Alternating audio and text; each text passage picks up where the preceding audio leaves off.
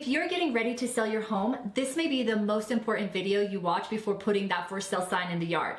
One of the biggest misconceptions I hear is every house sells eventually. And the truth is, not every home sells for top dollar, and not every home sells quickly. Some homes sit on the market for weeks or even months. Price reductions start happening, buyers begin wondering what is wrong with the property, and before long, the seller ends up accepting less than they could have if the home had been positioned correctly from the beginning. But the good news is most of those mistakes are completely avoidable. So in this video, I'm going to walk you through the 5 biggest reasons homes don't sell, and more importantly, exactly what you can do to avoid them. Whether you're selling next month or next year, these tips can save you time, money, and a lot of unnecessary stress. When it comes to selling a home, there are really 5 major factors that determine your success: price, condition, terms, location, and the real estate agent that you hire. Now, obviously you cannot pick your location. Your house is where it is. But the other 4, those are completely within your control. And that is great news because those are the things that usually determine whether your home sells quickly or sits on the market. So let's start with the biggest one. Reason number 1 is that your home is priced incorrectly. Pricing is everything. One of the biggest mistakes sellers make is pricing their home based on what they hope it's worth instead of what today's market says it will sell for. And I completely understand it. You've put money into your home. You've made memories there. You've remodeled the kitchen, replaced the roof, finished the basement, or landscaped the backyard. Emotionally, it's worth more to you. But buyers do not buy based on emotion. They compare your home to every other home that's currently available. And if yours is priced too high, many buyers will not even schedule a showing. And the longer a home sits on the market, the more buyers start wondering, what is wrong with it? And that is exactly what we want to avoid.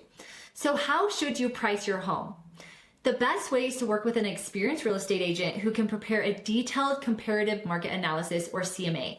This means looking at homes that have recently sold, homes currently for sale, and homes that did not sell. Your agent should also consider upgrades you've completed, the overall condition, your lot size, your floor plan, location within the neighborhood, and current buyer demand.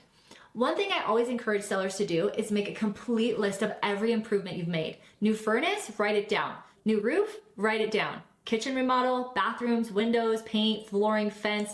Anything you've invested in helps tell the story of your home and allows your agent to compare it more accurately to other properties. And here's a question I get: should I get an appraisal? Now, sometimes it makes sense if your home is unique or if there's disagreement on value. Hiring an independent appraiser can provide another professional opinion.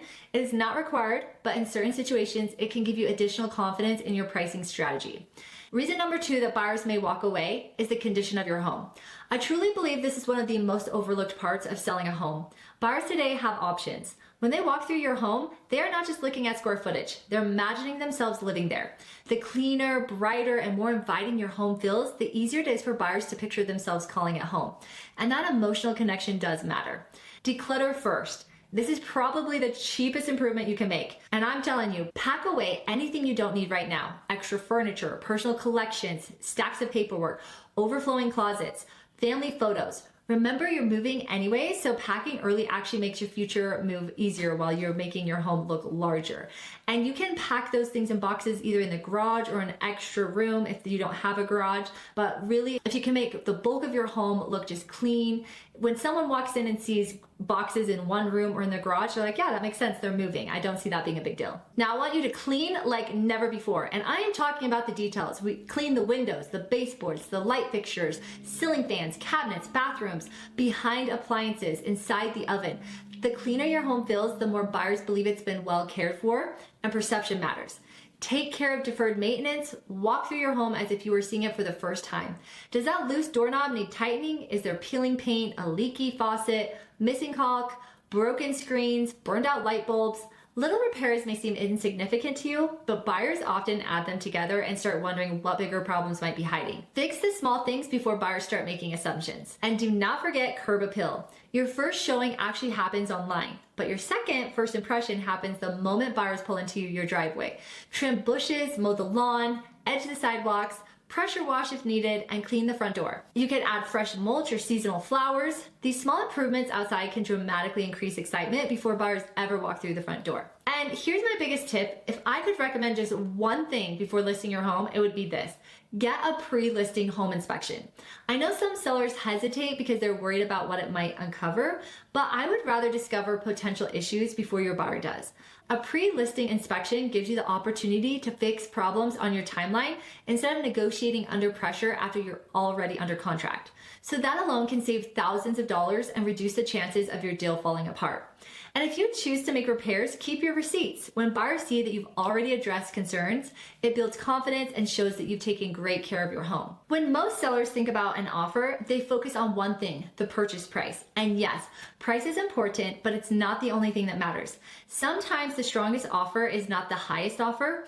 You also need to look at the terms. For example, is the buyer asking for seller concessions? How much are they putting down? And are they requesting a long closing timeline?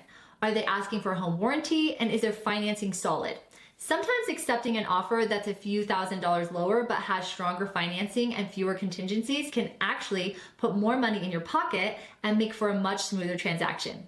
So that's why it's so important to look at the entire offer, not just the sales price. So seller concessions can actually help you. One thing I hear sellers say all the time is, I don't want to pay the buyer's closing costs. But here's something many people don't realize. Sometimes offering seller concessions actually helps you sell faster and can even bring in more buyers. Think about today's buyers. Many can afford the monthly payment, but they're struggling to save enough cash for their down payment and closing costs. If your home stands out because you're willing to help with some of those expenses, it may attract a larger pool of qualified buyers. The important thing is this: you're negotiating your net proceeds, not just one line on the contract. Your real estate agent should help you compare offers based on what you'll actually walk away with after everything is calculated. With VA and FHA assumable loans, here's another opportunity that many homeowners don't even realize they have. Some VA and FHA loans are assumable. That means under certain circumstances and with lender approval, a qualified buyer may be able to take over your existing mortgage instead of getting a brand new loan. So if you have a mortgage with a significantly lower interest rate than today's market, that could make your home especially attractive to buyers. Now, there are important details and qualifications involved, and not every buyer or seller will benefit from the strategy, but it's definitely worth discussing with your lender and your real estate agent before listing your home. Now, reason number 4 is choosing the right real estate agent. This is one of the biggest decisions you'll make during the entire selling process. And honestly, not all agents approach selling a home the same way.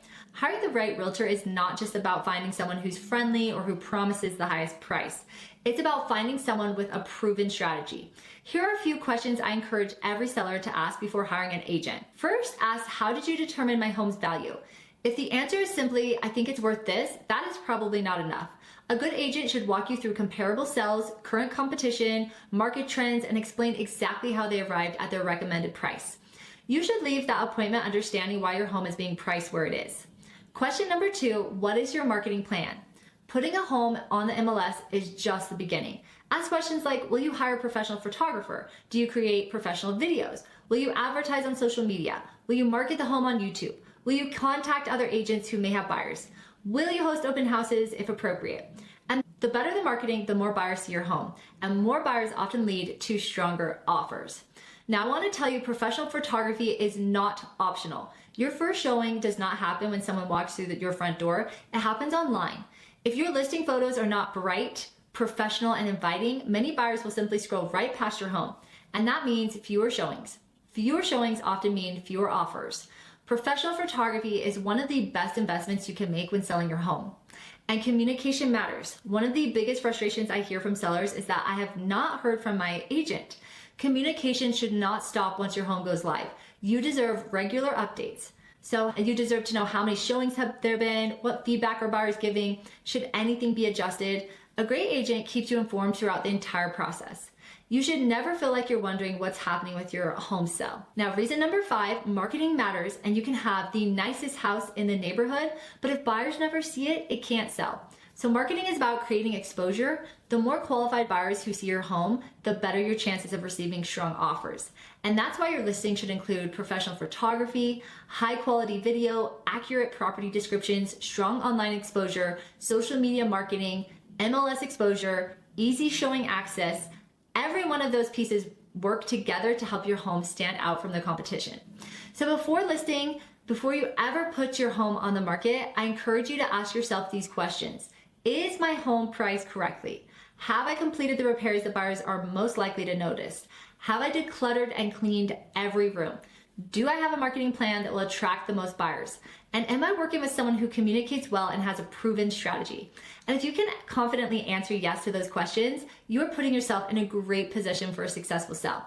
Now, remember, the goal is not just to sell your home. The goal is to sell it for the best possible price in the shortest reasonable amount of time with the least amount of stress.